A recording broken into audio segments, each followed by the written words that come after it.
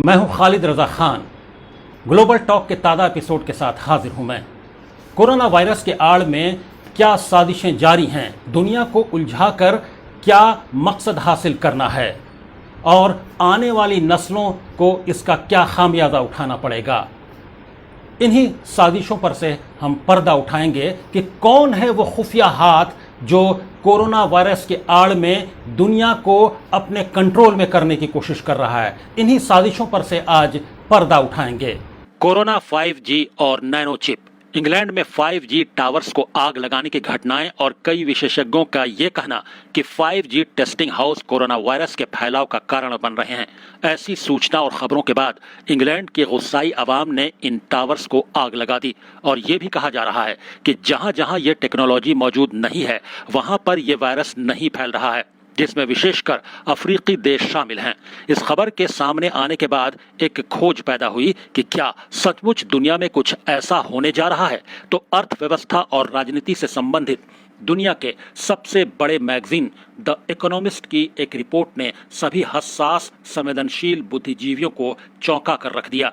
इस रिपोर्ट को पढ़ने के बाद बहुत सी ऐसी सच्चाई पर से पर्दा उठा जिसे सुनकर आप शायद चकरा कर रह जाएंगे कि निरंकुश और बेरहम पूंजीपति व्यवस्था इस हद तक आगे जा सकती है। दुनिया की अर्थव्यवस्था को कंट्रोल करने की ऐसी घिनौनी योजना जो आपके होश उड़ा कर रख दे। जी हाँ, द इकोनॉमिस्ट मैगजीन के अप्रैल 2020 अंक में 5 खुफिया प्लान्स का ऐलान किया गया है।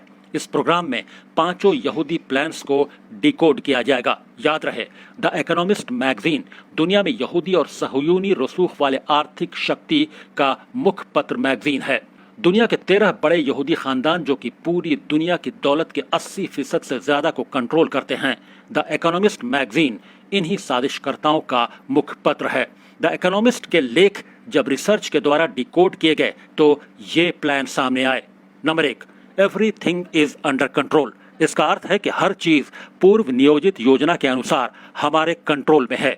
एक ओर पूरी दुनिया कोरोना के डर से घरों में बैठी है। सरकारें और शासन सिकुड़कर राजधानी तक सीमित हो गईं। जनता को 2 वक्त की रोटी के लाले पड़ गए। कई देशों को अपने अस्तित्व को बचाए रखने के संकट का सामना है।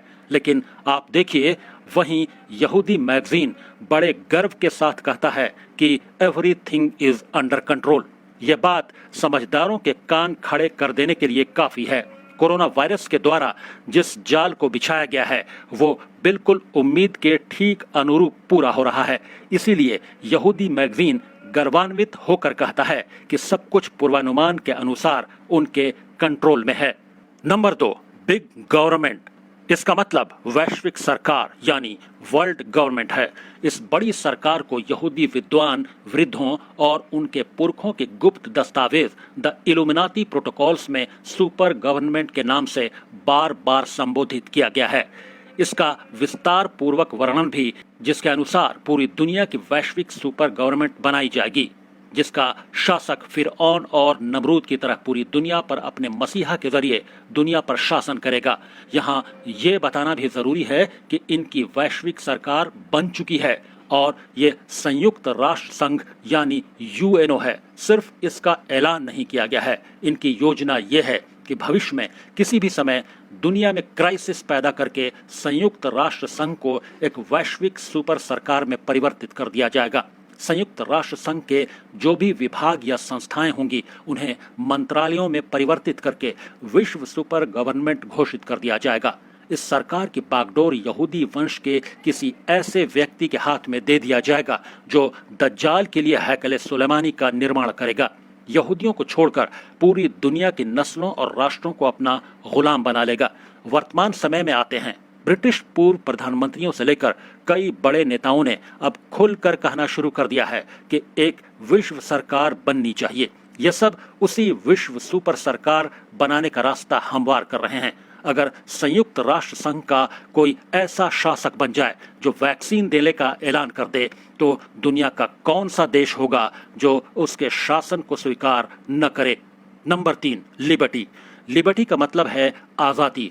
यहाँ आज़ादी का अभिप्राय दुनिया को जो आज़ादी हासिल है उसका कंट्रोल उस खुफिया हाथ के पास है। The year without a winter. इसको अगर डिकोड करें तो इसका मतलब होगा कि इस साल दुनिया को जाड़े का मौसम घरों में कैद रहकर गुजारना पड़ सकता है। याद रहे, अब से 2 महीने पहले ही अप्रैल में ही इन्होंने ऐलान कर दिया था कि इस साल विंटर सीजन नहीं होगा, यानी दुनिया विंटर सीजन का लुत्फ और आनंद नहीं ले सकेगी। यहाँ ये बताना भी जरूरी है कि कोरोना वायरस पर बनी फिल्म कॉन्टेजियन में भी एक डायलॉग बिल्कुल ऐसा ही सुनने को मिलता है। एक लड़की वैक्सीन के न होने पर उकताते हुए कहती है कि इस साल मेरा विंटर सीजन बर्बाद हो जाएगा क्योंकि मुझे घर में कैद रहकर गुजारना होगा।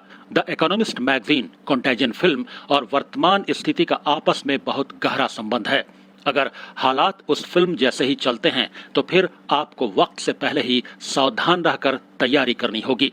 बिगड़े हुए हालात और बेतहाशा मरीजों की बढ़ती हुई तादाद की वजह से अगर लॉकडाउन फिर से किसी न किसी रूप में कुछ महीनों के लिए बढ़ता है या सख्त किया जाता है तो हर देश के पास खाने पीने के सामान की दिक्कत और कमी हो जाएगी।